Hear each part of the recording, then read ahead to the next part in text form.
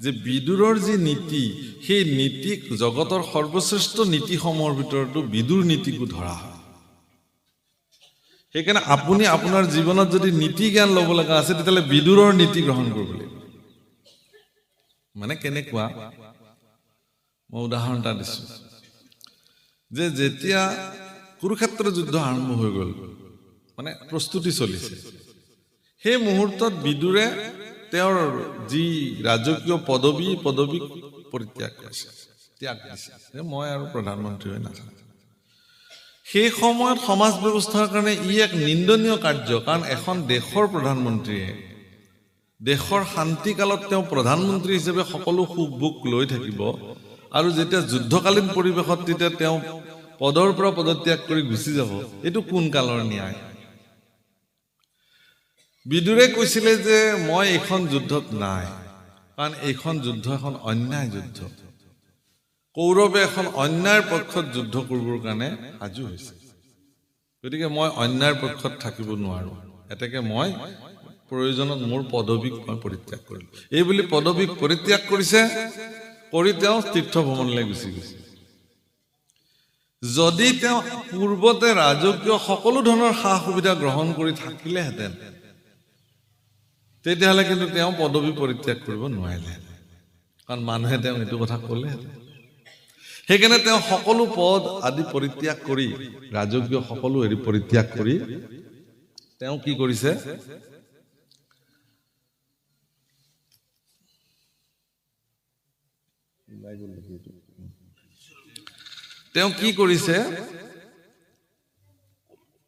সকলো পৰিত্যাগ কৰি তেওঁ তীৰ্থলৈ গুচি গৈছে সকলো পৰিত্যাগ কৰি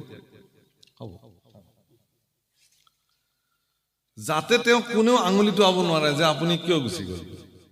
বিদুৰ নীতি যেতিয়া যতুগৃহত পঞ্চপাণ্ডৱক জ্বলাবৰ কাৰণে মানে প্ৰস্তুতি চলায় শকুনিয়ে দুৰ্যোধনক কৈছিল যে সকলোৱে গম পালেও এই কথাটো যাতে বিদুৰে গম নাপায় কাৰণ বিদুৰ ইমানেই ন্যায়ৰ পক্ষত আছে যে তেওঁ যদি কেনেবাকৈ এই কথাটো গম পায় তেতিয়াহ'লে আমাৰ এই আঁচনিটোত তেওঁ কিন্তু পূৰ্ণতা হ'বলৈ নিদিয়ে কিন্তু বিদুৰৰ এনেকুৱা ৰাজনৈতিক বিচক্ষণ পুৰুষ আছিল বিদুৰ যে তেওঁৰ চোৰাংচোৱা ইমানেই শক্তিশালী আছিল যে তেওঁ যেনে তেনে কথাটো গম পাই গ'ল যে এটা সম্পূৰ্ণ মানে লাহৰে দ্বাৰা নিৰ্মিত ঘৰ যতুগৃহ য'ত পঞ্চপাণ্ডৱক থৈ বাহিৰৰ পৰা দুৱাৰ বন্ধ কৰি দিব এখনেই দুৱাৰ সেই ঘৰখনত জ্বলাই দি পঞ্চপাণ্ডৱ সৈতে কুন্তিক তাতে বধ কৰিব এই কথা জানি বিদুৰে যুধিষ্ঠিৰক এই কথাটো জনাবলৈ গ'ল বিদুৰে যুধিষ্ঠিৰৰ ঘৰলৈ খোজ লোৱাৰ লগে লগে কেনেকে গম পালে শকুনিয়ে তৎক্ষণাৎ দুৰ্যোধন দুঃশাসন শকুনি আৰু কৰ্ণ গোটেই কেইজনে আহি পেলাই আগতে আহি যুধিষ্ঠিৰৰ ঘৰত বহি থাকিলে যাতে বিদুৰে কথাটো যুধিষ্ঠিৰক ক'ব বিদুৰে গৈ দেখিছে আৰে মোতকে আগতে বহি আছে এওঁলোকে তোমালোকো আহিছা বোলে ময়ো আহিছো কাকা তুমি কিয় আহিলা ইয়ালৈ বিদুৰক সুধিছে দুৰ্যোধনে সুধিছে তুমি আজি হঠাৎ আহিলা যে ইয়ালৈ কৈছে নাই মই বহুদিন হ'ল মই এওঁলোকৰ খবৰ লোৱা নাই এবাৰ আজি খবৰ ল'বলৈ আহিলো আৰু অন্য বেলেগ একো নাই বহিলে চাহ পানী খালে আপ্যায়ন কৰিলে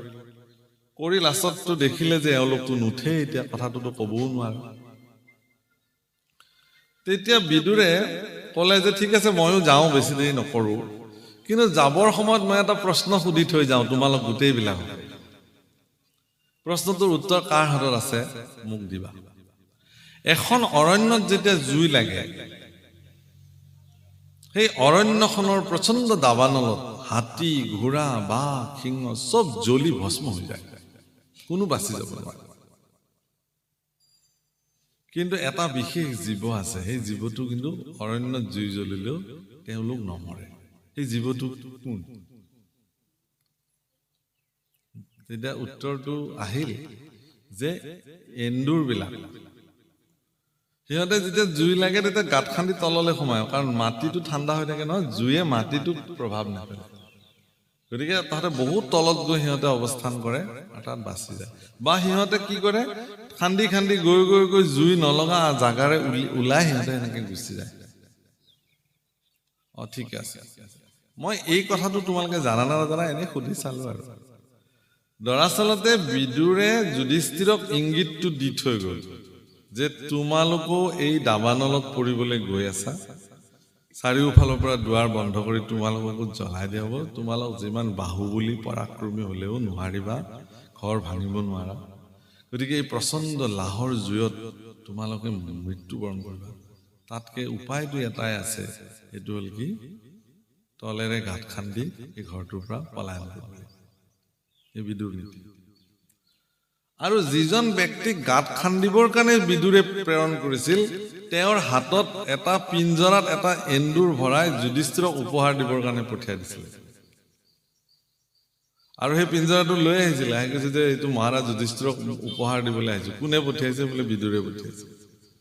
যুধিষ্ঠিৰ প্ৰচণ্ড বুদ্ধিসম্পন্ন লোক আছিল সেইকাৰণে যুধিষ্ঠিৰ বুজি পালে কথাটো ঠিক আছে তোমাৰ কামটো তুমি কৰা সেইকাৰণে মজিয়াৰ পৰাই গাঁত খান্দি সেই অৰণ্যৰ দুৱাৰেৰে গাঁত খান্দি উলিয়াই দিলে ৰাতিৰ ভিতৰতে ৰাতি ঘৰ জুই জ্বলিলে আৰু সেই গাঁতে গাঁতে গৈ তেওঁলোকে প্ৰাণ ৰক্ষা কৰিছিল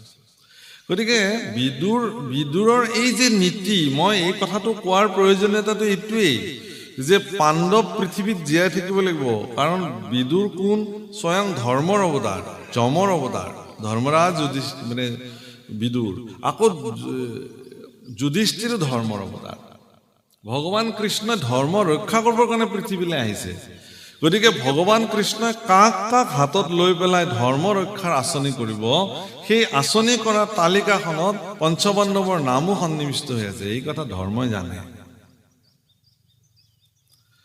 প্ৰভুসকল আজি যে আপোনালোকে এই কামত যিসকলে ইয়াত সহযোগিতা কৰিছে এইবিলাক কামত লাগি ছাতি আছে ঈশ্বৰে তেওঁলোকক নিৰ্ণয় কৰে আছিল এনেধৰণৰ সমাজৰ কল্যাণকাৰী কামত কাক কাক লোৱা হ'ব তেওঁলোক নিৰ্বাচিত হৈ যায় ভগৱানৰ দ্বাৰা সেইকাৰণে তেওঁলোকে আহি ইয়াত কাম কৰিছে বেলেগে কৰা নাই আপোনালোকে নাভাবিব এই অনুষ্ঠানত যিসকলে লাগি ছাতি কাম কৰিছে তেওঁলোক পৰম সৌভাগ্যৱান কাৰণ পৰোক্ষভাৱে হ'লেও ভগৱানৰ পৰা তেওঁলোক দৃষ্টিত নিৰ্বাচিত লোক যে মোৰ কৰ্মৰ কাৰণে তোমালোক নিৰ্বাচিত হৈছা গতিকে পঞ্চপাণ্ডৱক ভগৱানে তেওঁলোকক মানে ধৰ্ম প্ৰতিষ্ঠা অধৰ্মৰ বিনা সন্তসকলৰ পালন এই তিনিটা বিশেষ উদ্দেশ্যৰ কাৰণে তেওঁলোক ভগৱানৰ সহযোগী হিচাপে নিৰ্ণীত তেওঁলোকৰ পত্নী দ্ৰৌপদী হ'ব লাগিব যজ্ঞত জন্ম দিছে যাজ্ঞশ্ৰেণী দ্ৰৌপদী সেইকাৰণে তেওঁলোকৰ কাৰণে আনিছে যে দ্ৰৌপদীহে পাৰিব বেলেগে নোৱাৰে গতিকে সকলো আঁচনি ভগৱানে নিৰ্মাণ কৰি ৰাখে সেইকাৰণে বৰ্বৰিক বুলি এজন বীৰ পুৰুষ আছিল তেওঁ কুৰুক্ষেত্ৰ যুদ্ধ কৰিবৰ কাৰণে আহিছিল পৰম পৰাক্ৰমী বৰ্বৰিকক ভগৱান কৃষ্ণই ক'লে তুমি কাৰ পক্ষত যুঁজিবলৈ যাবা বোলে মই কৌৰৱৰ পক্ষত যাম বোলে কৌৰৱৰ পক্ষত যোৱাৰ আগতে তুমি মোক সন্তুষ্টি কৰিব লাগিব সন্তুষ্টি তেওঁ ভগৱানক কৰিলে কেনেকে নিজৰ ডিঙি কাটি তেওঁ সন্তুষ্টি কৰিলে ভগৱান তেওঁৰ প্ৰতি খুব প্ৰসন্ন হৈ গ'ল কি লাগে কোৱা বৰ্বৰিকে ক'লে যে হে প্ৰভু মই কুৰুক্ষেত্ৰ যুদ্ধত যিহেতু আহিছিলো মইতো ভাগ ল'ব নোৱাৰিলোৱে কিন্তু মই কুৰুক্ষেত্ৰ যুদ্ধখন চাবৰ মন আছে সেইকাৰণে বৰ্বৰিকৰ অকল মুণ্ডটো চিহ্ন মুণ্ডটোৱে গোটেই 18 দিনীয়া যুদ্ধখন এটা নিৰ্দিষ্ট স্থানৰ পৰা ভগৱানৰ কৃপাত চাই থাকিলে দিব্য দৃষ্টিৰ দ্বাৰা সেইকাৰণে যুদ্ধ সমাপ্তিত এদিন পঞ্চপাণ্ডৱক লগত লৈ ভগৱান বৰ্বৰিকৰ ওচৰলৈ গ'ল বৰ্বৰিকৰ চিহ্ন মুণ্ডই খুব আনন্দৰে থকা দেখিলে যুদ্ধ চোৱাৰ পিছত কৃষ্ণ পুৰুষে ক'লে যে হে বৰ্বৰিক তুমিতো যুদ্ধ চালা বোলে চালা অৰ্জুনে কৈছে হে বৰ্বৰিক তুমি যে যুদ্ধখন চালা এই যুদ্ধখনৰ কৃতিত্ব কাৰ কোনে দৰাচলতে এইখন যুদ্ধ জয় কৰিলে তুমিতো দেখিছা মানে অৰ্জুনৰ মনৰ ভাৱনাটো এইটোৱে আছিল যে তেওঁ গাণ্ডীৱধাৰী অৰ্জুন কুৰুক্ষেত্ৰ যুদ্ধৰ মুখ্য ভূমিকা তেওঁই গ্ৰহণ কৰিছে গতিকে বৰ্বৰিকে নিশ্চয় তেওঁকে ক'ব যে তোমাৰ কৃতিত্ব আৰু যশস্য কুৰুক্ষেত্ৰ যুদ্ধৰ মূল কৃতিত্ব কিন্তু অৰ্জুনৰ এই কথাত বৰবৰীকে খুব হাঁহিলে ছিন্নমুণ্ডটো। কিয় হাঁহিছা তুমি? কৈছে এইখন যুদ্ধই নহয়, এই গোটেই যুদ্ধখনৰ মূল মালিক কৃষ্ণ। ইয়াত কোনেও যুদ্ধ কৰা নাই, চব তেওঁৱে কৰিছে। একেলগে 18টা দিনত একেলগে 18 অক্ষৌহিণী সেনাৰ ভিতৰত 11 অক্ষৌহিণী কৌৰৱৰ পক্ষত আছে। পৃথিৱীৰ ভাৰ হৰণ কৰিবৰ কাৰণে 18টা দিনত 11 অক্ষৌহিণী সেনা আৰু ইফালেও বহু সেনা, একেলগে বহু অক্ষৌহিণী সেনা তেওঁ কি কৰি পেলাইছে? নিধন কৰিছে। ভগৱান কৃষ্ণ তেওঁৰ আঁচনি এইটো। পৃথিৱীক কেনেকে তেওঁ ভাৰৰ পৰা মুক্ত কৰিব।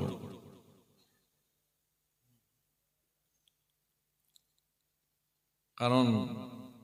বসুমতীয়ে ব্ৰহ্মাদেৱক প্ৰাৰ্থনা কৰিছিল যে মোৰ ভাৰ বাঢ়িছে। ভাৰ মানে চিন্তাৰ ভাৰ,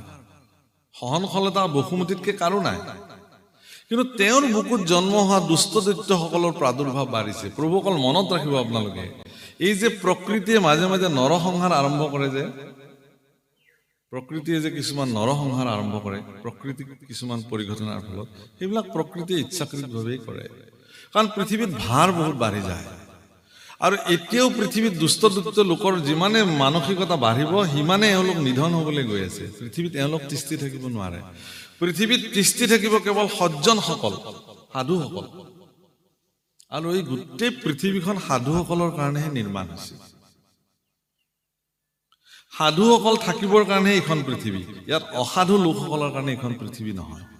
সেইকাৰণে যুগে যুগে সাধুসকলৰ লগত অসাধুসকলৰ দ্বন্দ্ব, সংস্কৃতিৰ বিপৰীতে অপসংস্কৃতি বা বিকৃতিৰ যিটো দুষ্কৃতিকাৰীসকলৰ যিখন দ্বন্দ্ব, যুদ্ধ, সেইটোৱেই লাগি আছে। আজিও পৃথিৱীত আপুনি যদি সংস্কাৰিত কথা ক'বলৈ যায়, অসংস্কাৰিত সকলে আপোনাৰ বিৰুদ্ধে দপদপাই থিয় হৈ উঠিব। আজিও আপুনি কৈ চাওকচোন এবাৰ, আপোনাক নিদিব ইমান সহজে। কিন্তু সেই বুলি সন্তসকল কেতিয়াও হাৰ নামানে। সন্তসকলে যুঁজি যাব ভগৱানৰ কৃপাত। পৃথিৱীত সাধুতাক প্ৰৱৰ্তন কৰিবৰ কাৰণে সন্তসকল দায়বদ্ধ। আপোনালোকৰ দৰে সাধুজন, সেইকাৰণে কৈছে সাধুজন বন্দন। সাধুজনে যাক বন্দনা কৰিছে কৃষ্ণ পুৰুষক, তেওঁ এইকাৰণে বন্দনা কৰিছে যে হে প্ৰভু, তুমি এই কৰ্মটো জগতত সাধন কৰা। ৰাম হে প্ৰাণনাথ নকৰায়নাথ,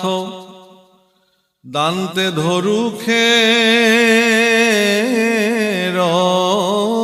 তুলি, তোমাৰ বিয়োগে অগনি এখনে, দেখা মাৰে মোক পুলি। হে ৰামেহি বুলি সন্ত উদ্ধৱ মহন্ত, ঔ আতি প্ৰেময় অনুৰাগে, অনেক কাতৰ কৰিয়া কান্দন্ত, পৰিয়া কৃষ্ণ আগে। চৰণত পৰি কান্দিবলৈ ধৰিলে উদ্ধৱে যে হে প্ৰভু, হে প্ৰাণনাথ, মই দান্তে খেৰ তুলিছো। দান্তে খেৰ তোলা মানে মাটিত যদি এডাল খেৰ বা তৃণ এডাল যদি পৰি থাকে, তাক দাঁতেৰে তুলিবলৈ হলে মানুহজন সম্পূৰ্ণ দণ্ডৱত পৰিব লাগিব, তাৰপিছতে তাক তুলিব পাৰে। আৰু দাঁতেৰে খেৰডাল কামুৰি ধৰালৈকে তেওঁ একো বাক্য নকয়। তাৰমানে মোৰ কবলগীয়া শেষ, মই অৱনত হলো, তোমাৰ ওচৰত সমৰ্পিত হলো। অখণ্ডিত সদা শুদ্ধ চৈতন্য শক্তিৰ বলে, মোৰ প্ৰভু নাৰায়ণে, তুমি দূৰ কৰিয়াছা মায়া। অখণ্ডিত চৈতন্য শক্তিৰ দ্বাৰা ভগৱানে সৰ্বদা মায়াক নিবাৰণ কৰি ৰাখিছে। কিন্তু সেই অখণ্ডিত সদা শুদ্ধ চিত্তৰ যদি আপুনি প্ৰৱেশ কৰিব নোৱাৰে, তেতিয়াহ'লে মায়া আপোনাৰ পৰা কেতিয়াও বিচ্ছিন্ন। গতিকে ভগৱানৰ ভক্তিৰ যিটো প্ৰবাহিত ধাৰা, সেই মহাপুৰুষসকলে নিৰ্মাণ কৰা ভগৱানৰ ভক্তিৰ ধাৰাটোত আপুনি নিজে স্থান পান অৱগাহন কৰি সৰ্বদা তাত বিলীন হৈ থাকিব লাগিব তেতিয়াহে আপুনি অসন্তজনৰ অসন্ত চিত্ত আদিৰ পৰা আপুনি নিজক অতৰাই ৰাখিব পাৰিব তাৰ বাহিৰে নোৱাৰে কেতিয়াও নোৱাৰে সম্ভৱেই নহয় যি কি নহওক ইয়াত সেইকাৰণে কৈছে যে হে প্ৰাণনাথ মই দান্তে খেৰ ধৰিলো তোমাৰ বিয়োগে মোৰ ভিতৰখন যেন পুৰি পেলাইছে মই তুমি অবিহনে থাকিব নোৱাৰো অন্য সকলো বেলেগ কথা